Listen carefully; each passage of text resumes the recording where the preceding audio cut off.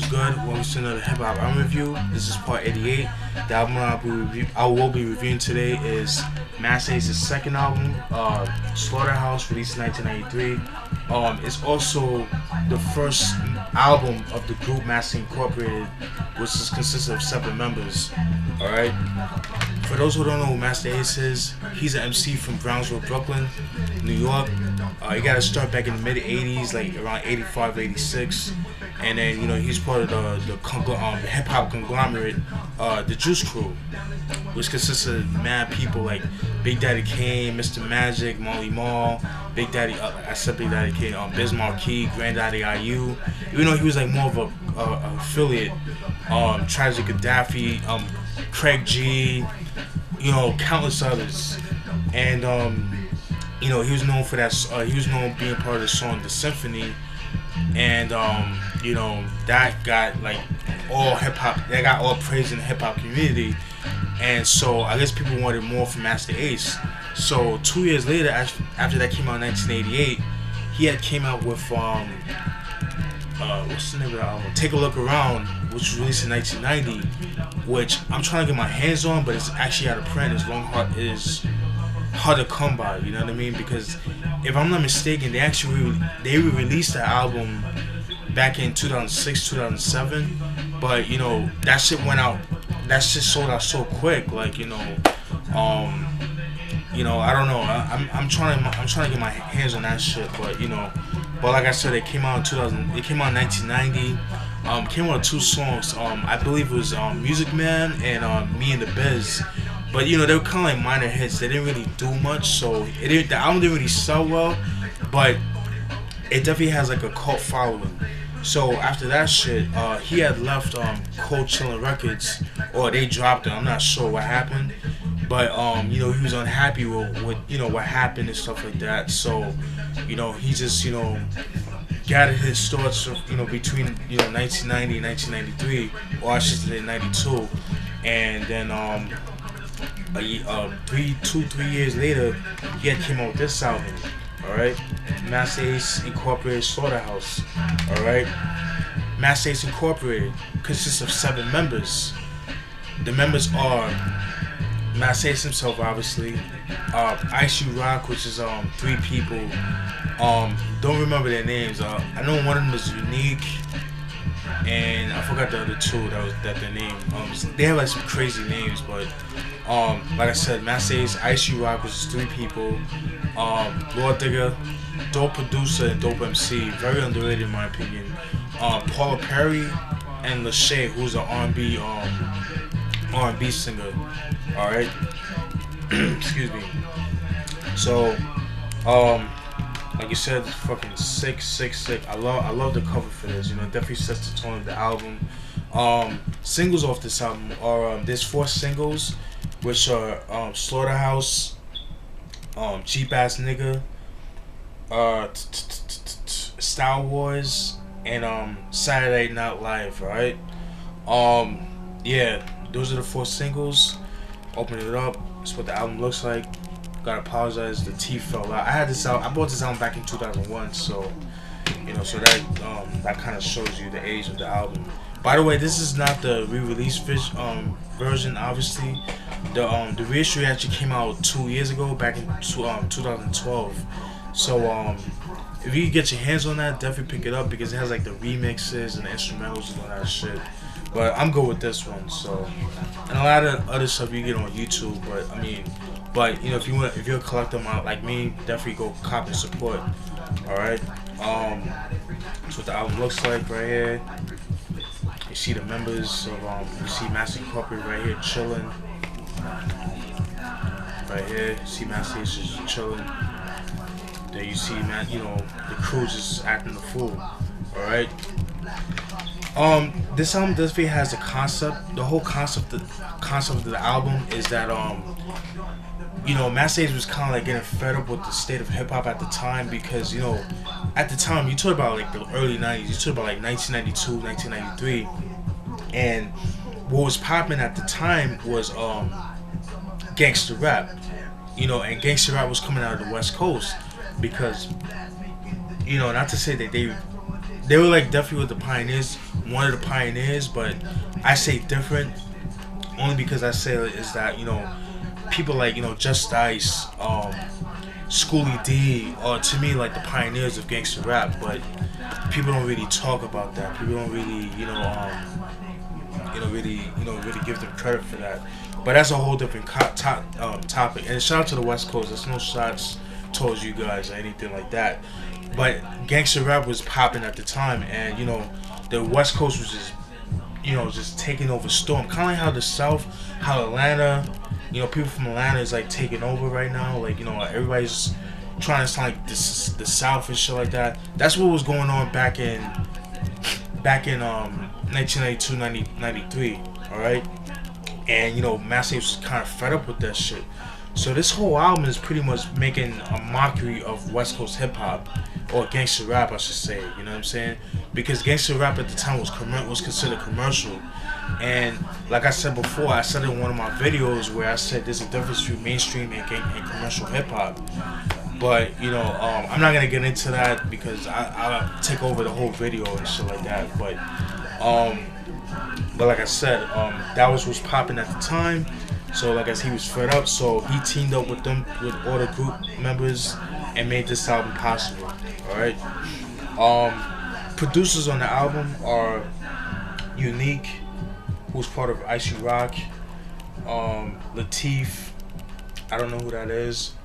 The Blues Brothers is the group that Lord Digger was part of. Blues Brothers is actually was also featured on Biggie's Ready to Die album. They made the song track 11. I forgot the name of that song. You guys know what I'm talking about. If you guys have the Ready to Die album, I think it was Everyday Struggle. Yeah, Everyday Struggle. That's the name of the song. They actually made the beat for that, and shout out to them for that. Like I said, the Blues Brothers, the Beatheads, Unique again, Ace, Masta Ace. He does a beat, you know, on this album. Ace again, and that's pretty much it, man. Those are the producers. Like I said, Unique, Ace or Masta Ace, Latif, Blues Brothers, the Beatheads. And that's pretty much it. Like I said, all right. You know how I get down, break through some of the songs. How I get down.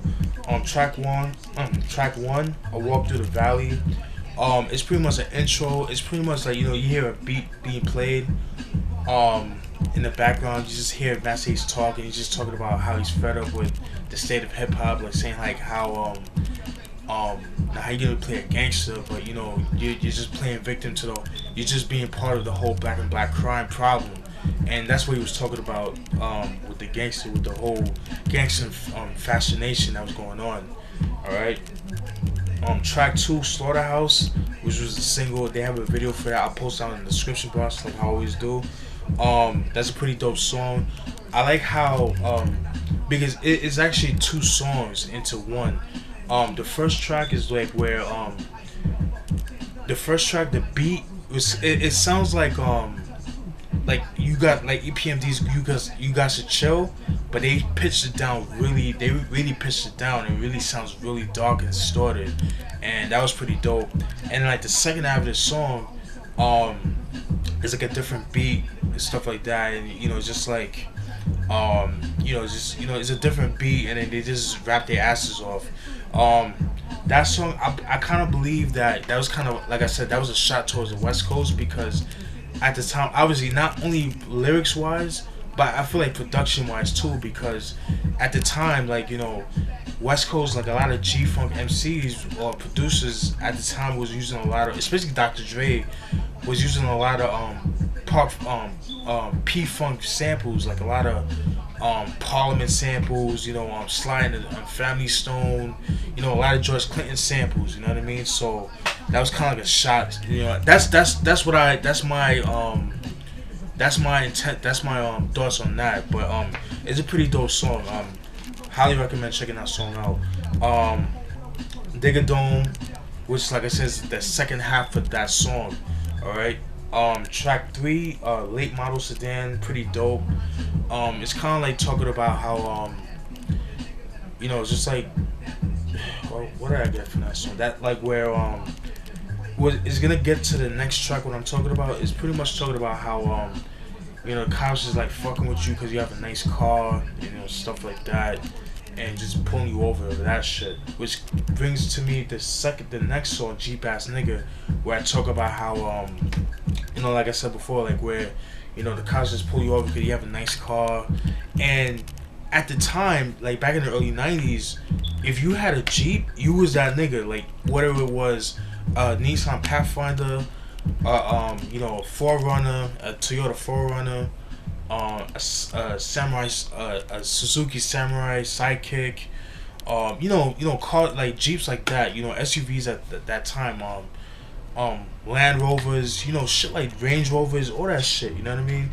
So that's pretty much like a homage to them, but it's also talking about cops being the bitch ass niggas that, not all cops, but the cops that just pull you over because, you know, you playing the music loud and just want to pull you over, just, you know, fill up their quota, you know what I mean? And that's what I got from that song. Track 5, The Big East. It's pretty much, you know, Masta Ace is just pretty much, you know, bigging up the East Coast. You know, it's just saying how the East Coast is the best and shit like that. You know, that's what I got out from that song, The Big East. Jack B. Nimble, track 6. Jack B. Nimble, what I got from that is like, you know, he's just like a drug dealer or like a, you know, like a stick up kid or like a gangster just running away from the cops. You know what I mean? You know, just watch your back because the cops are after you, and that's what I got from that song. Like, you know, it's kind of like a wild goose chase with the cops, and that's what I got from that song, Jack B. Nimble. Track 7, Boom Bashin', fucking love that song. That song was actually my introduction to this album. You know what I mean? But Boom Bashin', that was a pretty dope track. Really love that joint. Like the beat is dope, the bass line is dope, fucking sick. Track 8, Mad Ones. Love that track. Love that track. That should have been a single. Why that wasn't a single is beyond me. But you know, very dope. Style Wars, you know, it's just, you know, playing you know, dedication to hip hop, stuff like that. Track 10, Who You Jackin', that was pretty much that was a dope song right there. Who You Jackin' is a duet between Masta Ace and Paula Perry, where, you know, Masta Ace, he plays a stick-up kid, and he sees this one chick, Paula Perry, who's dressed up nice, she's fine, you know, she's dressed up all nice and shit, nice Gucci earrings and all that shit, but then he's about to jack her, but Masta Ace is, as a stick-up kid, he's up for a rude awakening, where he talks, you know, he's about to get jacked by the chick that he's about to jack, you know what I mean? And it's just so dope. Like, who you trying to jack? I ain't one of these chicks out here that you could just take prey on. You know what I mean? Like, I'll fucking shoot your ass. You know what I mean? And so it throughout the song, they kind of going back and forth. And I thought they have like a dope chemistry, and that's what I got from that shit. Fucking love that joint. That's a pretty dope track. People don't do that no more. You know, like what female MCs and male MCs getting together doing tracks like that. You don't really hear too much of that no more. You know what I mean? Everything's all, you know, misogynistic nowadays. Like, I'm gonna fuck this, I'm gonna fuck, like, which is cool. I mean, but like, I mean, come on, like, it gets boring after a while. Track 11, Rolling with the Dada. It's nothing really too it. It's just, you know, him talking about chilling with his boys. You know what I mean? I was reading something a couple months ago about what that song meant, and he just, the Dada was just like a made up word that he made up, just talking about, you know, his boys that he chill with. You know, he calls them his boys Dadas, you know. So that's what I got from that joint. So rolling with your homeboys, you know. Track 12, Ain't You the Master. It's pretty much a braggadocio track, pretty dope. Track 13, Crazy Drunken Style. That's a pretty dope track, dope concept song. Where it's a song with Masta Ace and Lord Digger, and you know, it's kind of like with Drink Away the Pain. where but in a different twist, where they're comparing alcohol into hip hop. That's what got it. Like for example, Masta Ace, he had a line on that song like where if what he said, if the 40 ounce was a mic, I would never be sober. And he's talking about hip hop because he's talking about the mic, like how MCs like to rock the mic, and that's what I got out of that. It's like, yo, I'm gonna keep you sober, intoxicated. We got this, we got the medicine for your intoxication. Just like you just being in the zone of hip hop. You know what I mean? And that's what I got from that. And then I thought that was a pretty dope concept. Track 14, Don't Fuck Around. It's pretty much a like an outro. You just hear Shady singing on the track.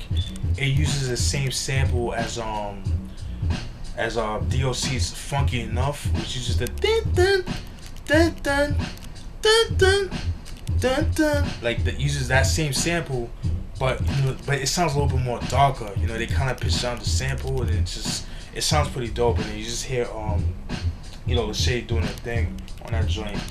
And the last song, track 15 of Saturday Night Live, is a Pachi cut, and fucking sick song. Is definitely a dope way to end the album. And yeah, I mean the video for that shit is nuts. From what I heard is that DJ Primo or DJ Premier actually did the cuts on the track, which I didn't know. So but yeah, very very dope. I highly recommend this album right here. I believe this album is very underrated in my opinion. It definitely has a cult following, but a lot of people were influenced by this album. Like when I read, like Eminem himself was actually influenced by this album, and you could kind of tell because when Eminem first came out, well, I wouldn't say when he first came out, but like I would say like in his later albums, like I want to say like Marshall Mathers or maybe even Eminem or certain songs, Eminem and Masta Ace kind of sounded like voice wise, you know what I mean? So you could kind of tell like he was influenced by Masta Ace at the time, you know what I mean? So but yeah, man, very dark album. Like I said, this is Masta Ace's take on the West Coast, like pretty much dissing the West Coast. But just getting into not even West Coast, but like just like getting mad, like just hated on gangster rap. Like, yo, all you niggas talking about you gangster get gangster this, gangster that. But you guys are just faking the funk. It's just like a gimmick, and that's what he's pretty much talking about. And that's the whole concept of the album. Like I said, it has like really dark beats. Very dope. Like I said, I highly recommend it. If you can find it, definitely pick it up. Don't be hesitant to pick it up. Whether you buy the original copy or you buy the reissue version that came out 2012. And that's pretty much it. It's unfortunate that they don't make music no more. Well, at least together, because they had like a falling out right after their second album, after Masta Ace's third album, and Masta incorporated his second album, Sitting on Chrome. They had like a falling out and shit like that. But I'll explain that when I do the review on Sitting on Chrome. After this review, I'm gonna do a CD collection, so stay tuned for that. But yeah, I hope you guys enjoyed that review. Stay tuned for more beat videos, more reviews, more all that stuff. Alright, hope you guys enjoyed that. Peace.